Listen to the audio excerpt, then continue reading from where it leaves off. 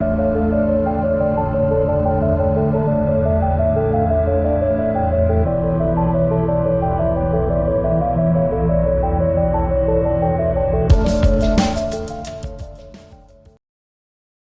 and welcome to Bud's RPG Review, where I give my thoughts on role-playing games, card games and board games. Today's review is Impossible Landscapes for Delta Green the Role-Playing Game by Octarine Publishing, Part 8. In this video I'll be covering entities and artifacts, taking a quick look at the add-on Static Protocol book, and giving my final thoughts on the campaign. We start with the entities that persist through the chaos of Carcosa.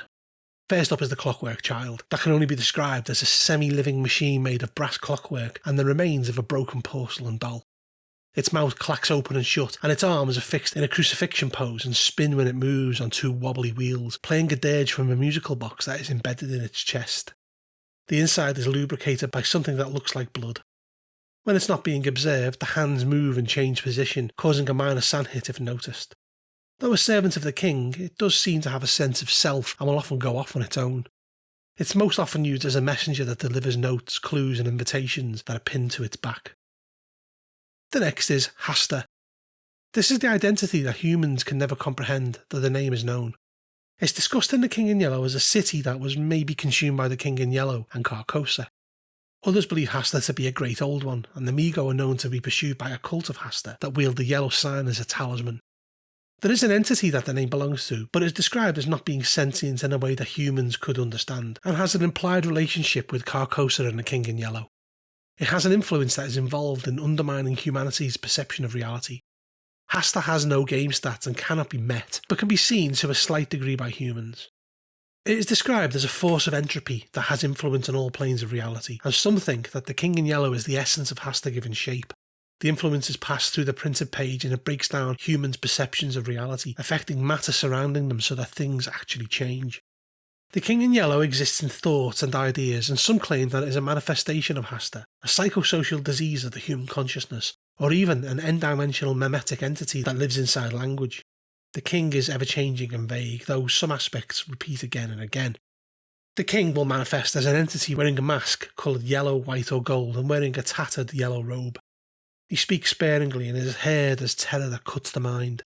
What is underneath the mask is speculated, but those who see it are often lost forever. The King seems to be able to warp reality at will in any way possible. Buildings will bend and shift, books will change themselves, and nothing is impossible. These changes may not make sense, and they seem to deeply affect humans as their psyche is built upon cause and effect. He rules over the alien land of Carcosa, and is an embodiment of despair, paranoia and death. Next are the Marionettes that are peppered throughout the campaign. They were people once, but now serve the King in Yellow forever. They're human-sized and hang from strings and move in a stop-start manner. The tracks that they hang from are embedded in ceilings throughout Carcosa, though they can break free when it suits them, their strings hanging from nothing in the air, which causes a minor sand hit. They seem to glide along with their feet rarely touching the ground. They have expressionless porcelain faces with empty eyes, and each look a little like they did in life. If they wore glasses or had a beard, for example, the marionette will. They dress for the role they play, be that bellhops, guards, etc. They can't speak and communicate with lazy gestures and usually deliver things, show the way or remove threats in the way of travellers in Carcosa, attacking by swarming and impaling the living on spikes that extrude from their chests. This is followed by repeaters. These are described as those who have held onto a sliver of their consciousness after being consumed by the King in Yellow. Despite the repetitive melancholy of Carcosa, they are capable of new actions, forming alliances and entering or exiting Carcosa, though they always return eventually. They exist partially or wholly in the night world, and their personalities differ depending on how they exist in relation to the king. They look much as they did in life, as time has stopped for them, and they often repeat the same thing again and again. Despite this, they serve the will of the king, and all search for their soul bottle to find the answer to their looping existence. After this, we move on to artifacts. The first is the Cloak of Truth, currently in the possession of Esther Samagina. It is multicoloured and patchworked of different kinds of cloth sewn together in repeating patterns. It has the feeling of something being deeply wrong about it. The main colour can't be decided upon, and even describing it causes a potential minor sand hit and +1 corruption gain. When it's worn, it's invisible, and the wearer can perfectly mimic somebody down to their voice and everything else of someone that they consider to be a bond. The knowledge of this is inherent when wearing it, and it causes a sand loss from the unnatural as they feel themselves change. If at least 2 points of damage are done to the wearer, it'll fall off, cutting the illusion short and causing a sand hit to witness. Anyone with a 3+ corruption knows something is not right with the person wearing it and gain +1 corruption if they see it removed. The next artifact is the Cuckoo's mask. Being one of 24 created for the live performance of Le Roi en Jaune in 1895 by unknown hands, these were masks that members of the chorus wore, and there seems to only be one that has survived, having been bought at an auction in 1949. It's carved from elephant ivory and etched with strange sigils with a yellow sign on the inside of the mask between the eyes. Anybody who is as yet uncorrupted or not received any sand loss from the yellow sign sees it as no threat, though obviously valuable.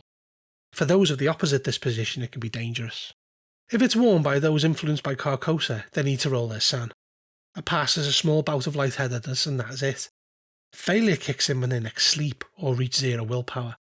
A d6 is rolled on this table here, with some frankly disturbing results, ranging from dreaming about Le Roi en Jaune to mutilating themselves, killing domestic animals, or injuring, mutilating and even killing an innocent person. They'll wake in the middle of the act and take the relevant sand hit. Of course, no precautions are taken and evidence of the crime is abundant. After this we have the Soul Bottle. Residing in the Whisper Labyrinth, these bottles are found on the shelves cut into the walls that are made from glass, crystal, stone or metal.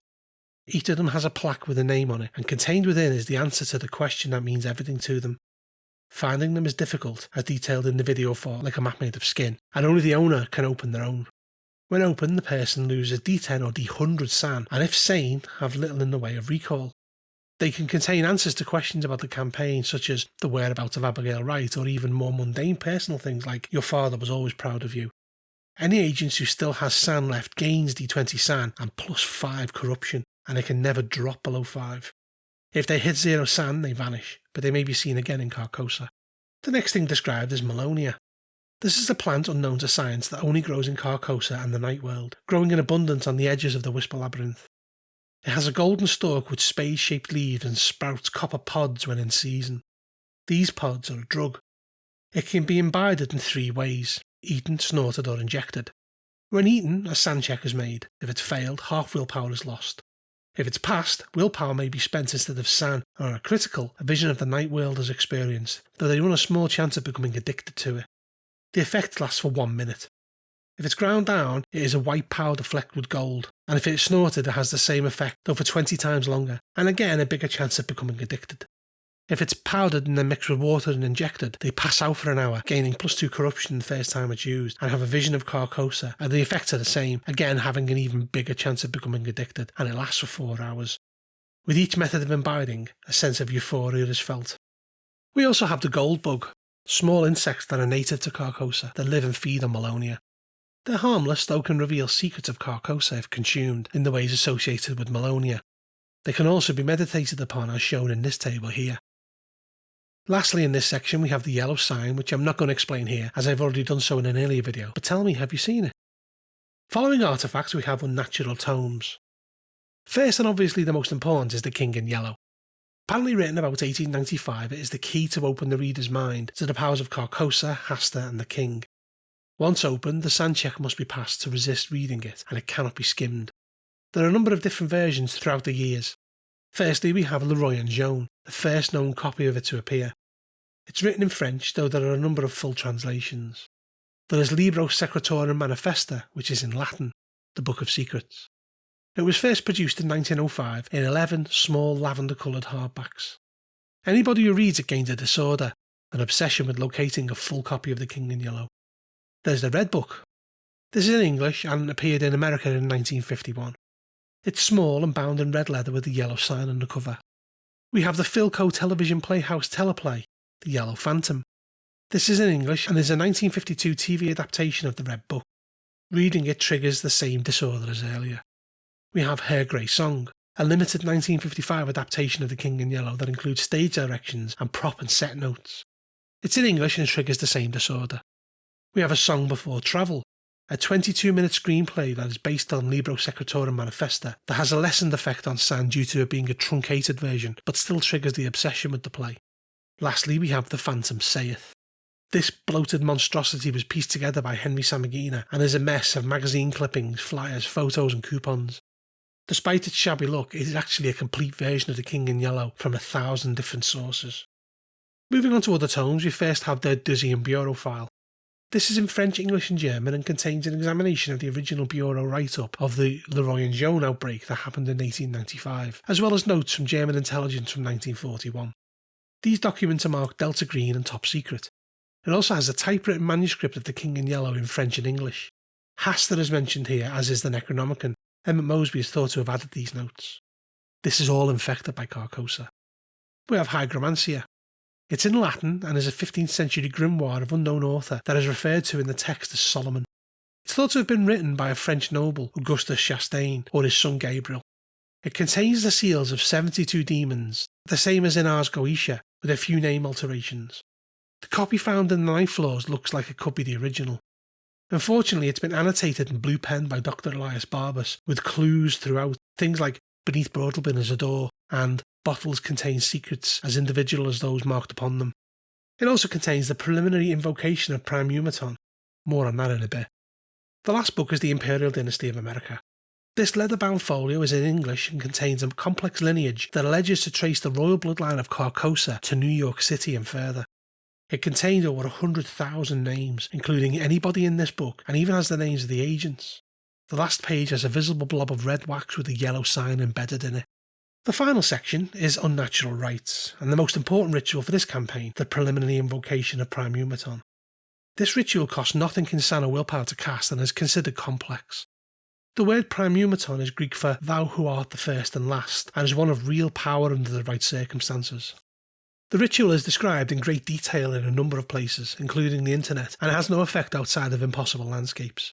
It begins with ceremonial preparations that involve a magic sword, vessels for divination and conjuring, wax figures, scrolls written in blood, a ring, a ceremonial staff, special clothing and a garland, and it has specific timings. The operator prays for protective powers from the angels and Yahweh, however the King in Yellow is who actually responds. A Solamnic triangle is drawn with the words Anaphaxaton, Anaphenaton and Prime Umaton in a protective circle in an enclosed isolated area. They are to remain in the circle while reciting a long incantation, part of which is listed here. The names of the 72 demons are announced and then the seal of a particular demon they wish to contact is inscribed. If the operator has a corruption of 3+, they see odd things happening outside the circle. Doors opening and closing, telephones start ringing, faces are pressed against the windows and the like. This is all designed to draw the operator outside the protective circle before the final seal is inscribed. The higher the corruption, the more distraction there is, and any that leave the circle will be violently attacked within 46 hours. The severity of the attack is based on their corruption rating, from something akin to falling downstairs to the extremity of a mudslide, lightning strike or an elevator failure. If they're not distracted, they may make an activation roll. This is a percentile based on 99 minus their current SAN. Each person beyond the operator gives minus 20% penalty to the roll to a minimum of 1%. If it's failed, nothing happens. The invocation for that demon will never work for that operator and they lose 1 point of corruption. On a success, the demon responds by making itself known to the operator within a day. The higher the corruption of the operator, the more dramatic and quicker the response. When they respond, the operator gains +1 corruption and no other invocation can be used until the demon has made contact. Each summons requires the entire ritual to be performed. The demons themselves are in no way what you would imagine as conventional. There are no horns and bat wings. They respond as normal people with normal lives. They have access to unnatural abilities that they just consider normal parts of their life. If they're killed, someone else takes over with an identical effect. All 72 demons are listed in the pages beyond. Now I'm not going to go through what each demon can offer in the way of aid, but I will talk about a select few of them. The first to talk about is Alosia. She appears as a mid-20s woman dressed in essentially medieval cosplay, with a badge from a comic book convention. She'll sidle up to the agent and whisper, "Go and age no more," laughing, waving goodbye and running off. From that point onward, as long as the agent has a corruption of 2+, they don't age. We have Azmoday, who appears as an early 40s African-American man holding a sign on a street corner that says, "You do 32. He will call the agent over and if asked about other demons, he can tell them where to find or contact them without casting the invocation. If the agent is kind enough to buy him a meal, he will name 3 demons. He's always correct and can appear again if they have previously been called, and unlike the other demons, he can be called many times. We have Bale, who the agents speak to in Dorchester House, and Bottas, who appears as a late 20s Hispanic man in surgical scrubs smoking a cigarette, who will approach the agents and start checking their vitals. If he's stopped, he shrugs and leaves. If he's left to carry on, when the agent next wakes up, a physical ailment they had is gone, causing a small SAN hit. If it was previously an incurable ailment, this also goes at the cost of more sand. There's Dantalion, who's a 30-year-old short fat man with braces and large gold rimmed glasses. He will ask, "Who do you want to be?" and the agent will physically transform into any person they name. This is a sand hit. When viewed by things like cameras, they look normal. They also don't have any of the target's memories, clothing and the like, and they stay in this form for D6+1 hours. We have Glacia, who appears as a 15-year-old Asian American girl walking a bulldog at night. She will approach the agent while a dog sniffs around their feet and say, "Name?" If they give the name of someone who is injured or attacked, she will list the name and current location of whoever did it, then say, "Have a good night," and leaves. This has a small sand hit. There's Kamaris, an Asian American man in his early 30s. He's a UPS driver who will walk uncomfortably close to the agents and then say something in a language they don't understand. If they try to talk with him, he will leave exasperated. The next time a skill roll is needed from the agent, it's treated as a critical. We have Malphus, who will appear as a Caucasian woman in her late 30s. She'll roll up in a Jaguar next to the agents. There's a pile of keys on the seat next to her. She'll dig through the pile and then hand the agent a key. It opens a house that is unoccupied, has power and water, and in an isolated place. The house has the seal of Malphus carved on a wall or floor somewhere. The demon Person is next. He will appear as a homeless veteran wearing army fatigues and is a Caucasian in his early 30s. He carries a python over his shoulders and speaks in a whisper. If he's asked a question about the King in Yellow, he will answer truthfully, giving the agent plus 3% unnatural and plus 1 corruption. Though what he said can't exactly be recalled other than his final words are, "Go then, and in your bottle find your truth." An important demon is Raum. She will appear as a Caucasian woman in her early 50s, a redhead in baggy clothing with muddy shoes. She has scars on her cheeks and under each eye, and will walk up and ask the agent, "Full name?" If they answer falsely, she will say "liar" and leave. If they give their full name, she nods and leaves, and the next night they're visited by the Clockwork Child with an invitation to the masquerade in Carcosa. There is Stolas, a Caucasian man in his late 50s. He's wearing a windbreaker and wearing a cardboard crown from a fast food restaurant. He will greet the agent by their real name, then take a shaving kit from the inside of his jacket and hand it to them. Inside is a vial with a live gold bug and 10 pods of Malonia. He will then run away and vanish around the first corner. Finally, we have Zeppar, who appears as a Hispanic man in his late teens. He's dressed as a club kid walking home at night in colourful PVC leatherette with a purple top hat. If he's asked about a person, he will tell the agents a secret that grants plus 40% to the next social roll against that person. The very last thing is the index, which does bear looking at, as it appears to have been annotated by Barbas in his blue pen. Okay, to wrap up Impossible Landscapes, I'm going to take a quick look at the add-on book Static Protocol. Currently available as a print-on-demand from DriveThruRPG or to buy in print, Static Protocol is a 40-page softcover that is put together to enable further, deeper research into the history of the King in Yellow. It includes information from the records of Delta Green, corporations, churches, the government, personal recollections, private documents, and published works, with regard to many of the characters, books, groups, and events and the like that happen in the campaign. It's very cleanly put together and is in alphabetical order, though I have to confess to not having used it when I ran the campaign, as I wanted to see how it stacked up as is, but I have spoken to other people who used it and who have said it was a valuable resource.